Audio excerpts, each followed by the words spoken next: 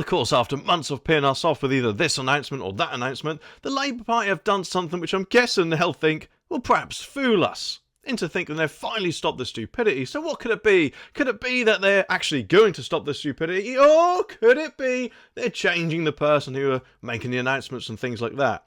I'll give you one guess. But to be honest, I don't think you really need it, because today's story is all about Angela Rayner. But what's she done then? Well, according to this article, it says that Angela Rayner has been blasted over plans to punish councils for, wait for this, keeping tax low. I mean, it's absolutely crazy, isn't it? You'd think, wouldn't you, that after, let's face it, the Diane Abbott-esque maths job they've done with the public finances, they'd be actually rewarding councils that do their very best to keep the bills low, but it seems not.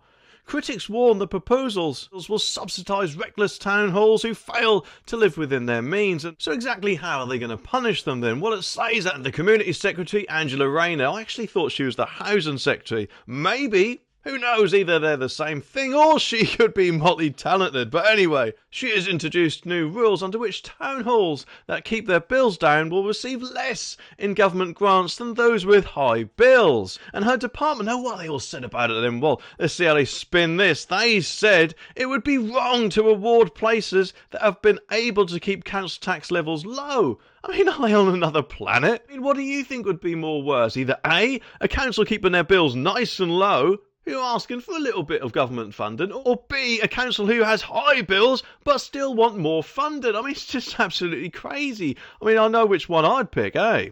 The Tories, though, they accused the Deputy Prime Minister of classic socialist redistribution and warned the move would encourage local authorities to increase bills by the maximum 5%, because, yeah, obviously, if they think they're going to be able to get more funding by increasing the council tax bills, which is what this kind of suggests, doesn't it, then that is exactly what they'll do, in my opinion. Shadow Community Secretary Kevin Hollandrake said Labour plans will devastate councils that have worked hard to keep bills down to councils who may have not, which is what I was just saying. This probably isn't a little amount either.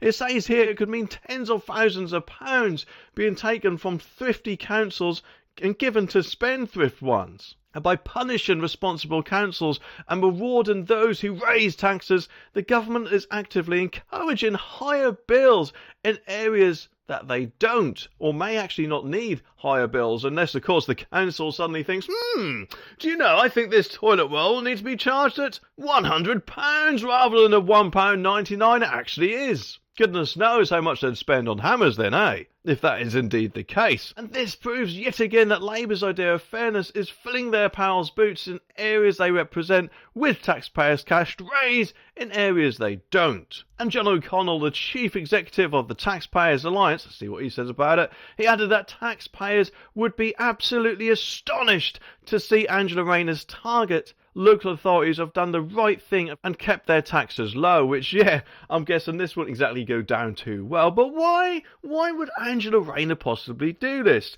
Unless, of course, she's not using a Labour brain cell today.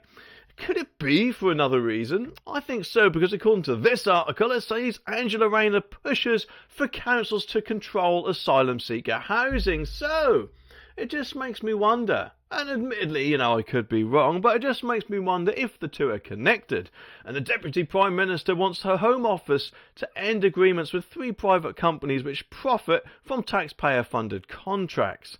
Which is kind of like, in my opinion, robbing Peter to pay Paul, because let's face it, we'll still be paying for it in the end, won't we, eh? Or more than likely will be, shall I say. That just does make you wonder, doesn't it, that all the people who are currently on council house waiting lists, I mean, will they suddenly get pushed down the list? Because, yeah, I could be wrong, but going by Labour's track history, shall we say, I can't really see any asylum seekers or legal boot people coming from the safe country of France, as I like to call them.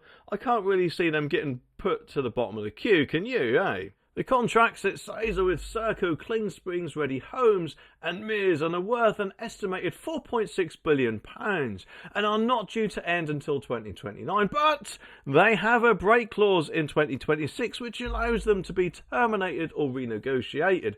And Angela Rayner's Ministry of Housing, Communities and Local Government, the MHCLG, sees this clause as an opportunity to stop housing migrants in hotels, and Sir Keir pledged to stop using hotels, which, you know, don't get me wrong, these illegal boot people shouldn't have been housed in hotels in the first place.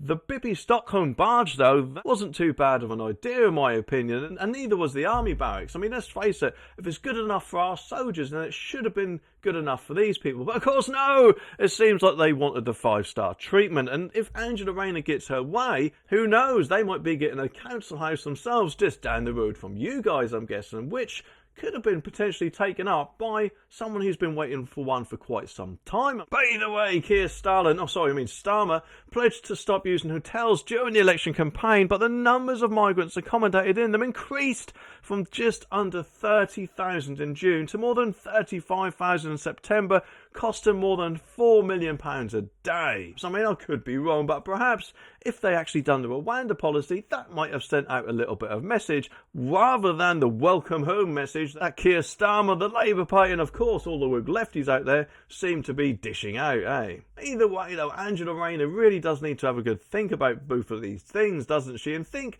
are they the right things that they really should be doing? Because if they're not, which to be honest I'm telling you they're probably not, then probably not only will it seriously face us in a cost of living crisis, but also, let's face it, Labour ain't exactly going to get in again, which obviously I personally don't think they deserve to get in the first place, especially as, remember, their votes this year were apparently a lot less than the votes in the 2019 general election that Jeremy Corbyn got, which, as far as I remember, was the lowest that Labour got in their history or something like that, and Keir Starmer got even less, but strangely has got into Downing Street, which is not very good at all, is it? I would just like to say a massive thank you to both Chris Thomas and Morgan Thomas for both clicking on that super thanks button down there and buying me a pint. Thanks, guys.